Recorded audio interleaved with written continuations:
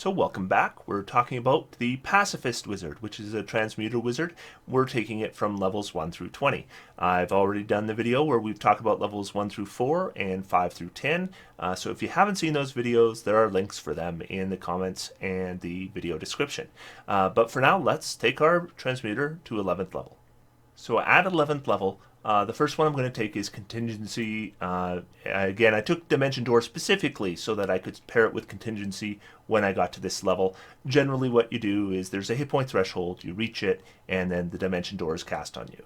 The second spell I'm going to take at this level, I've got a lot of concentration spells, so I want to have a good non-concentration spell. And one of the best non-concentration spells in the game is at 6th level, and that's Mass Suggestion. So let's pick that up at this level. Now, because we're not normally going to have contingency prepared, that makes this easy. We're just going to prepare Mass Suggestion. So Mass Suggestion, again, what you can do with a suggestion spell is going to depend a little bit on your DM, but one thing you can probably do with a Mass Suggestion is you suggest to all your enemies that they run away, and then you don't have to concentrate on it. They don't get an additional saving throw. It's a pretty reasonable suggestion that they flee from a combat from which they could die, so it's going to be even hard for the DM to say that that's not a reasonable suggestion, and that will have a massive impact on your combat. Doesn't require your concentration, and again, there are no additional saving throws for the enemies. Moving into level 12, we can increase our intelligence again. That's going to increase our preparation slots, which is going to be helpful for us. And again, most of our spells, most of our best spells require a saving throw, and we're going to make that saving throw harder. Now, there are some spells we have that avoid saving throws, like Wall of Force. So those are good regardless of what your intelligence score is. But we have enough spells that do rely on saving throws that it's definitely worth it to increase that DC. So there's two spells I want to pick up here. The first one is Scatter. Again, with Dimension Door and small size creatures, I've talked about this before, you can't use Dimension Door to transport somebody else unless they're your size or smaller. So preparing Dimension Door and using it in that way is something that really only works with medium-sized casters. So Scatter is actually a really good choice if you're playing a small-sized wizard, because with Scatter you can totally rearrange and teleport multiple creatures, and then size is no longer a restriction. You can get allies who are in trouble out of danger. You can get enemies that maybe have escaped danger back into danger, because you can actually teleport the enemies as well. You can select up to 5 creatures. So generally speaking, if you've got allies in danger, you're going to use this to get them out. And whatever you got remaining, I often like to then throw it on the enemies so that we can maybe move them into more advantageous positions as well. Just separating your enemies can be a huge tactical advantage for you. The other spell I want to take here is Eye Bite. I think this is a good spell for this character. And again, like with Telekinesis, it can give us something we can do with our action every round. So you cast at the beginning of the combat, and then you're just using your action for Eye Bite every round. And there's 3 different things you can pick: Asleep, Panicked, and Sickened. Sickened is, I think, objectively the worst of those 3. But Asleep and Panicked are both very good. Now, when you would use each one of those, I would suggest checking out my level 6 spell video, because I do talk about it in detail. Again, with this character, choosing spells that don't deal damage is easy. So I have an additional preparation slot because my intelligence went up, so I'll just prepare both my Eye Bite and my Scatter. Going back to my 2nd level spells, I'm probably not using Levitate very much anymore, and it's requiring my concentration, and I'm looking for things I can do that don't require concentration. So this is a good spot to switch it to Blindness Deafness, because then Blindness Deafness doesn't use our concentration, and it upscales, so we might use it with our 2nd level slot, or we might use it with a higher level slot in an important combat. So what we've done is we've increased the number of things we can do that don't require concentration. We've increased the number of things we can do when we are concentrating on something and we want to be using our actions on other things. And we want to be knowing what to do with our action every round as well. And we've increased our battlefield control. Scatter really does change how we can control the battlefield. At 13th level, we move into our 7th level spells, so we're going to select 2 at this level. So with 7th level spells, the first selections here are pretty easy. We're going to take Force Cage, of course. Force Cage, again, works for a pacifist wizard, doesn't require concentration, traps an enemy, can just win a fight. It's kind of like a Wall of Force, except it's bigger, it's more flexible, and it's not using our concentration. And we will take Simulacrum. And Simulacrum we're not going to have to prepare, because we can cast this when we're not adventuring. So it makes our preparations very easy. We're just going to add Force Cage. So by this level, we have tons of spells. Lots of them require concentration, lots of them don't. Lots of them give us something to do with our action every round, lots of them don't. So we're going to have a good amount of flexibility in casting spells. We shouldn't need to rely on help actions or dodge actions much at all anymore. Now 14th level gives us our Master Transmuter ability. And this one, I think, is hit and miss. So you can use your action and it consumes the reserve of transmutation magic within your transmuter stone. And then you can use it to fuel a number of different abilities. One thing, you can transmute one non-magical object, no larger than 5-foot cube, into another non-magical object of similar size and mass and of equal or lesser value. You must spend 10 minutes handling the object to transform it. We can change any one object into any other object of equal or lesser value. It also isn't going to require a concentration, and it's permanent. Then there's Panacea. You can remove all curses, diseases, and poisons affecting a creature you touch with the Transmuter Stone, and it also regains all its hit points. This is the one I would consider to be the most useful of these, and the one I would most likely use. Restoring all hit points is actually better than you would get with a heal spell, which recovers 70 hit points, because we can have characters with a lot more than 70 hit points. And until you get to 9th level spells, there's no way to restore all those hit points, except for a Transmuter using this ability. The next one is Restore Life. It allows you to cast Raise Dead. Now, again, casting Raise Dead, there's nothing here that says that they wouldn't need the full casting time and they wouldn't need the material components that you'd normally need with the Raise Dead. So unless you can't access Raise Dead any other way, it's probably something I wouldn't use. If you can't access Raise Dead any other way, well, at least then you have access to it.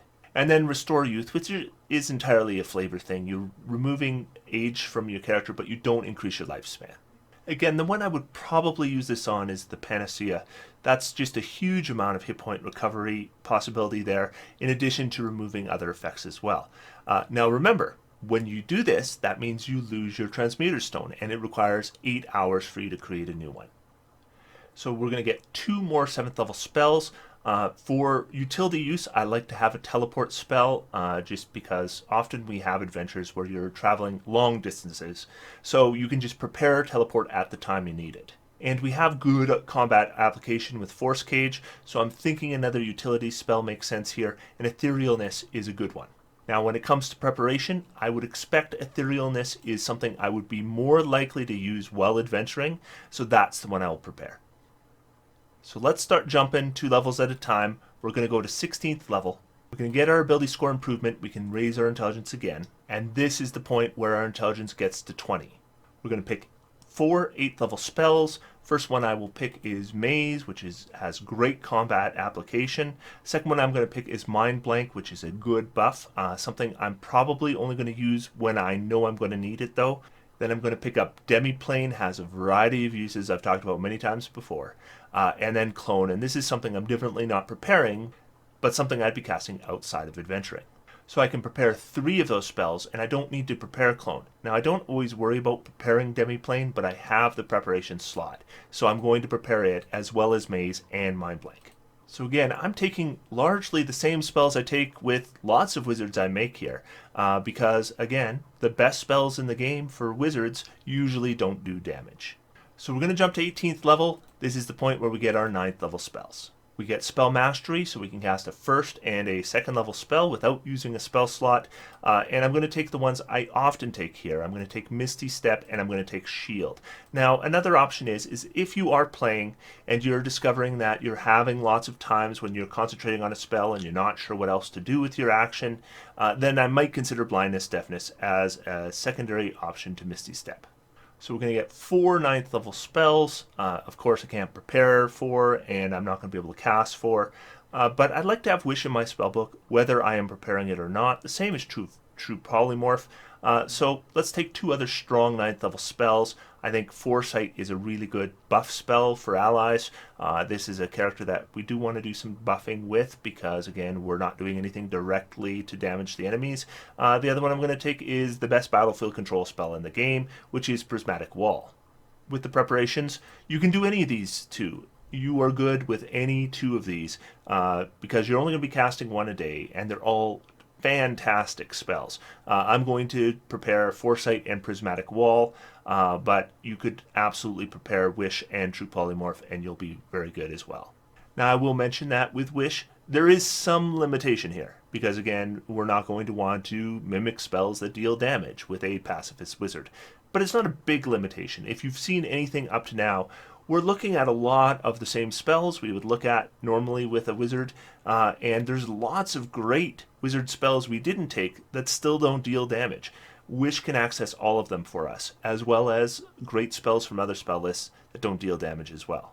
Now, 19th and 20th level just don't pack the same punch as getting from 16th level to 17th level when you first access that 9th level spell.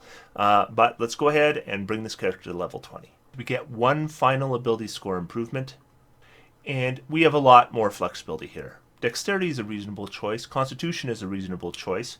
If you want to use your Transmuter Stone for something other than giving yourself Constitution saving throws, we might consider Resilient Constitution as well here. What I want to do here with this character is something I like with Halfling is that luck ability. Let's get bountiful luck so we can share it with our allies. Your people have extraordinary luck, which you have learned to mystically lend to your companions when you see them falter. You're not sure how you do it. You just wish it, and it happens. Surely a sign of fortune's favor. When an ally you can see within 30 feet of you rolls a 1 on a d20 on an attack roll, an ability check, or a saving throw, you can use your reaction to let the ally re-roll the die. The ally must use the new roll. When you use this ability, you can't use your lucky racial trait before the end of your next turn. That's not a huge limitation. Before the end of your next turn means it's going to be up again pretty quickly.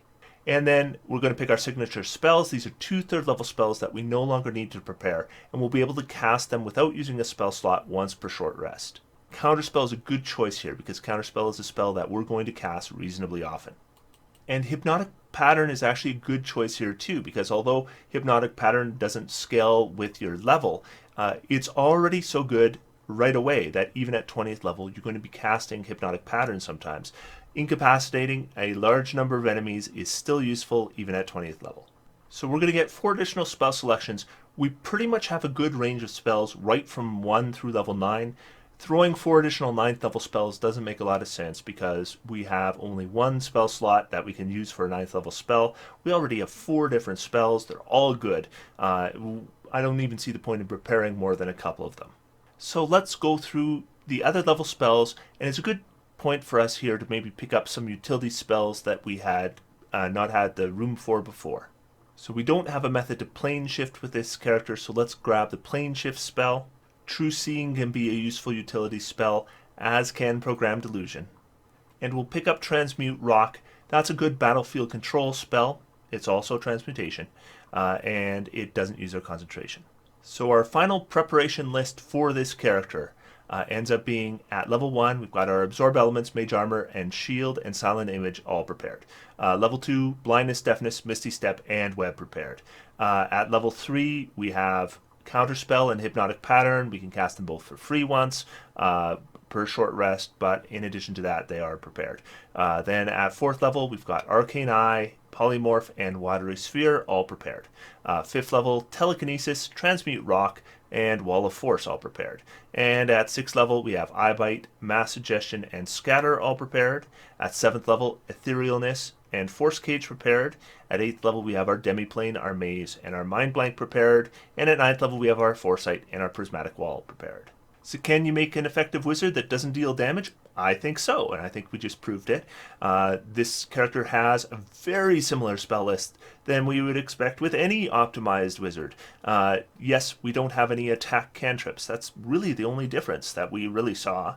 I mean, I didn't take some spells like Animate Objects that I might have taken with a different kind of wizard, but I might not take them with another kind of wizard. So not being able to do damage or choosing not to do any damage isn't going to be a major problem for this character. It's going to play very similarly to any other wizard in the game. Now, the Transmuter abilities themselves don't have the same amount of flash as a lot of the other ones. There's utility uses there, but there are some gems in there. getting yourself an ability that can give you a Constitution saving throw or some other useful abilities, and it's flexible and it's not too hard to switch up, is pretty good. And being able to restore somebody's entire hit point pool, as well as other negative effects with a 14th level character, is pretty unique and pretty effective as well. So there is some nice stuff there. I don't think it ties you down to transmutation spells, which is also nice because you maintain that spell flexibility. But that is 10 wizards in 10 weeks using 10 different subclasses, and I think 10 different concepts. So I hope you enjoyed them, and I hope you enjoyed my Wizards series. Again, I'm not sure what my next series will be or when it will occur. I'll play it by ear. I've had a lot of time where I haven't had time for talking about individual spells or talking about different kinds of builds for non-wizards and multi-classing. So I probably want to spend some time on that in the meantime. So until then, I am going to sit back and I am going to take a well-deserved relax, I think. And I'm going to have some fun because D&D is for everyone. Thanks, Optimancers. See you next time.